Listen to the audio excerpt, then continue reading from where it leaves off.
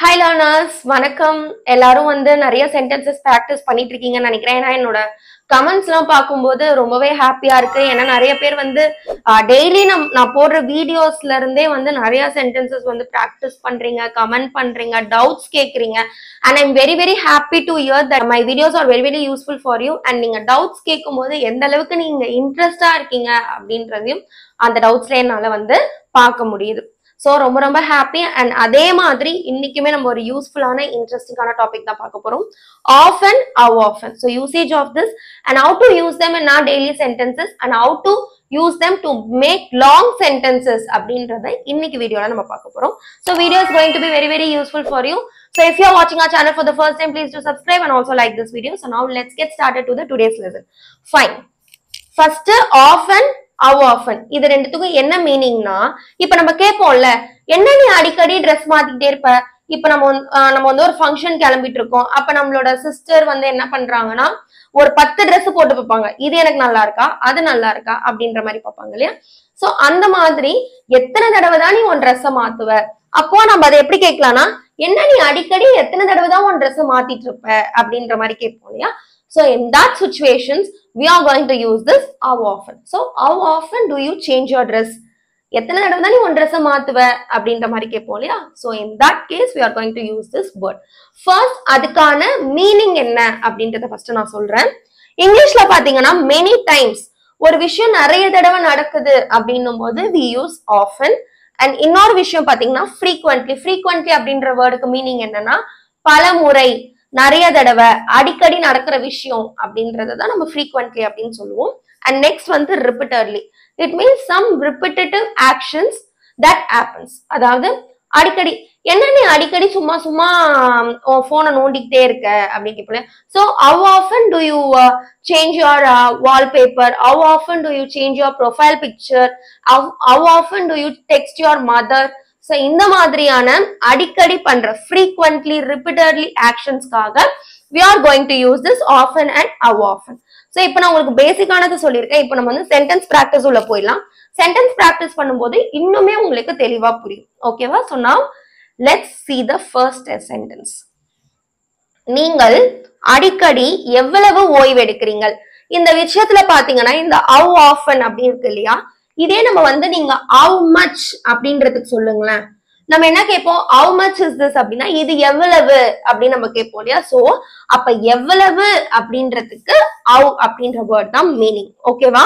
So அப்ப அதே மாதிரி often அப்படின்றதுக்கு அடிக்கடி, பலமுறை அப்படின்ற மாதிரி மீனிங் எடுத்துக்கும். சோ அப்போ அடிக்கடி எவ்வளவு அப்படின்றத கூட இங்கிலீஷ் வார்த்தை, இங்கிலீஷ் அர்த்தம் அதுதான் how often. அடிக்கடி எவ்வளவு ஓய்வு எடுக்கிறீர்கள் அப்படின்னும் போது இந்த ரெண்டு வேர்டுக்கும் சேர்த்த மாதிரி தான், இந்த ரெண்டு தமிழ் வார்த்தைக்கும் சேர்த்த மாதிரி தான் நம்ம என்ன எழுத போறோம், how often அப்படின்ற இங்கிலீஷ் வேர்டை நம்ம யூஸ் பண்றோம். ஓகேவா? அடிக்கடினா often, எவ்வளவு அப்படின்றதுக்கு how. சோ இது ஒரு question basisல வருது. ஓகேவா? It is not our answer, it is a question basis sentence, right? So how often do you ஓய்வு எடுக்கிறது அப்படின்றது how often do you take rest அப்படின்னு கேட்கலாம், இல்ல how often do you take break கேட்கலாம். இதை நம்ம ஆபீஸ்ல பயன்படுத்தலாம். கரெக்டா?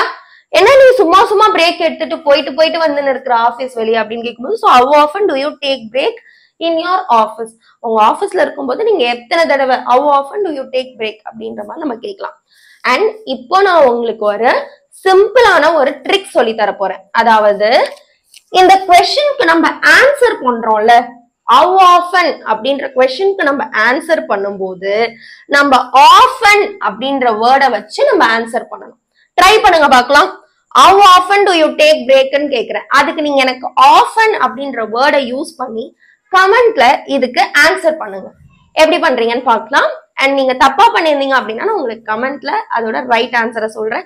அண்ட் இப்பயே கூட சொல்லலாம், no problem, fine. How often do you take break? இதுக்கு நம்ம எப்படி ஆன்சர் பண்ணலாம்? I often take break in the evening.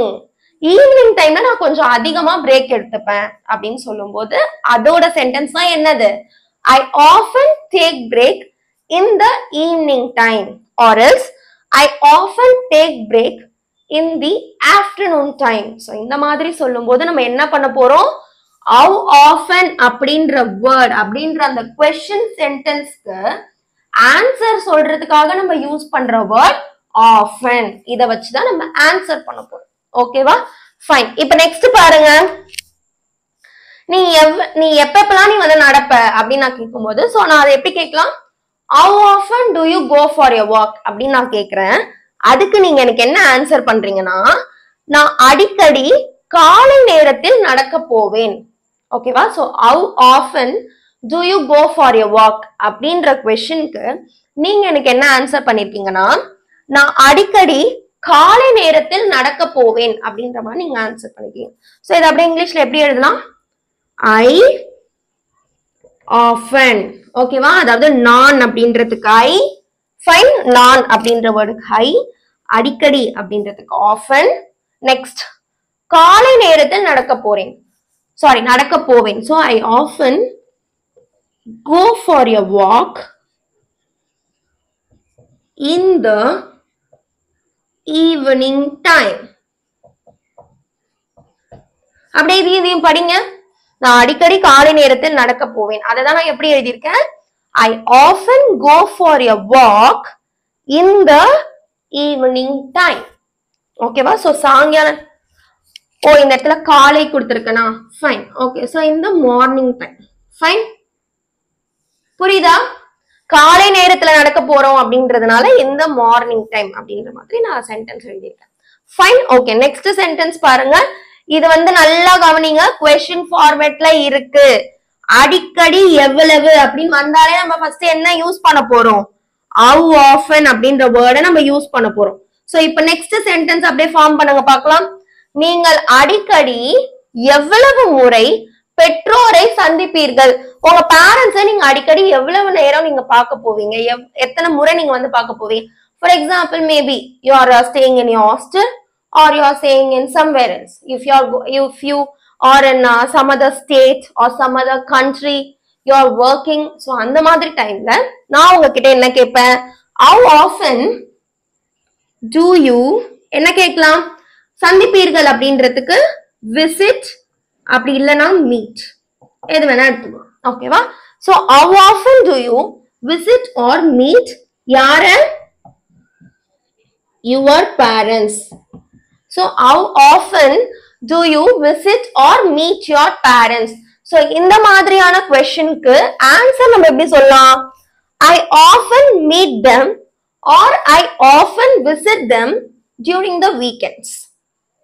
நான் சொல்றத நல்லா கவனிங்க. நான் உங்களுக்கு ரெண்டு சென்டென்ஸ், அதாவது ஒவ்வொரு இதுலயுமே நான் உங்களுக்கு ரெண்டு சென்டென்ஸ் சொல்லி தரேன். क्वेश्चन இதுல இருந்ததுன்னா ஆன்சர் சொல்லி தரேன், ஆன்சர் இதுல இருந்ததுன்னா क्वेश्चனும் சொல்லி தரேன். சோ நல்லா கவனமா கவனிங்க. How often do you visit or meet your parents அப்படின்ற क्वेश्चனுக்கு நம்ம எப்படி ஆன்சர் பண்ணலாம்னா I often அப்படின்னா என்ன அர்த்தம்? நான் அடிக்கடி I often visit them. அவங்கள விசிட் பண்றது எப்போனா during the weekends. weekend timeல நான் அவங்கள விசிட் பண்ணுவேன் அப்படின்னு சொல்லும்போது what I'm going to use in this? I often visit them during the weekends. Right? Okay.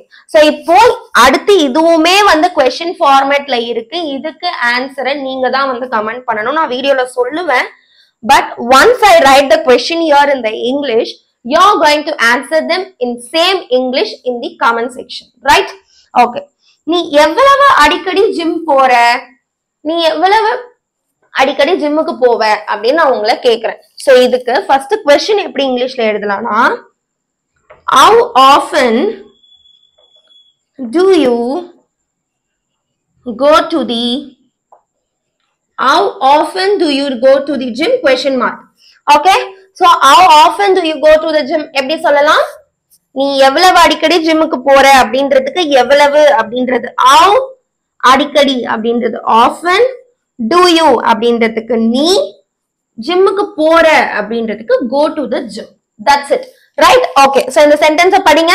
How often do you go to the gym? அப்படின்னு உங்ககிட்ட question கேட்கிறேன். So now at this time you have to comment me in the comment section that how do you tell the answer for this question. எந்த மாதிரியான answer நீங்க இந்த क्वेश्चनக்கு கொடுப்பீங்க அப்படின்றத comment பண்ணுங்க. சீக்கிரம். ஓகே, கமெண்ட் பண்ணிருப்பீங்கன்னு நம்புறேன். ஃபைன். இல்லைன்னா வீடியோவை பாஸ் பண்ணிட்டு கூட நீங்க கமெண்ட் பண்ணிட்டு அப்புறம் திருப்பி வீடியோவை கண்டினியூ பண்ணலாம். No problem. ஓகே, ஸோ இதுக்கு நம்ம எப்படி ஆன்சர் பண்ணலாம்னா, I often go to the gym. இந்த கொஸ்டின் இருக்குல்ல, இதை எடுத்துருங்க. கொஸ்டின் மாதிரி இருக்கிற சென்டென்சஸ், வேர்ட்ஸ், ஒரு கொஸ்டின் சென்டென்ஸ்ல கொஸ்டின் கேட்கறதுக்கு யூஸ் ஆகக்கூடிய வேர்டை மட்டும் அவாய்ட் பண்ணுங்க. இப்போ யூ அப்படின்ற மாதிரி நம்ம கொஸ்டின் கேட்கும் போது நான் ரிப்ளை எப்படி பண்ணுவேன்? ஐ தானே. டு யூ அப்படின்னும் போது ஐ அப்படின்ற வேர்டை வச்சுதான் நம்ம சென்டென்ஸ் ஃபார்ம் பண்ண போறோம். சோ ஐ ஆஃபன், நல்லா கவனிங்க, ஆன்சர் பண்ணும்போது I often go to the gym. இந்த இடத்துல நீங்க எப்ப போவீங்களோ உங்களுடைய ஆன்சர் என்னவோ அதை நீங்க லாஸ்டா ஃபில் பண்ணிக்க போறீங்க. அவ்வளவுதான். ரொம்ப ரொம்ப ஈஸி. கொஸ்டின் ஃபார்ம்ல இருக்கிற வேர்டை எடுத்துட்டு யூ அப்படின்ற மாதிரி கொஸ்டின் கேட்டிருந்தாங்கன்னா ரிப்ளை நம்ம ஐல கொடுக்க போறோம். So I often go to the gym. எப்போ?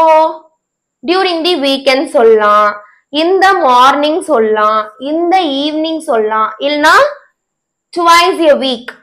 I often go to the gym twice a week சொல்லலாம், இல்ல thrice a week சொல்லலாம். அதாவது 3 தடவை. அப்படி இல்லனா I often go to the gym 3 times a week அப்படின்னு சொல்லலாம். சோ எப்படி வேணா நீங்க வந்து சென்டென்ஸ் ஃபார்ம் பண்ணலாம்.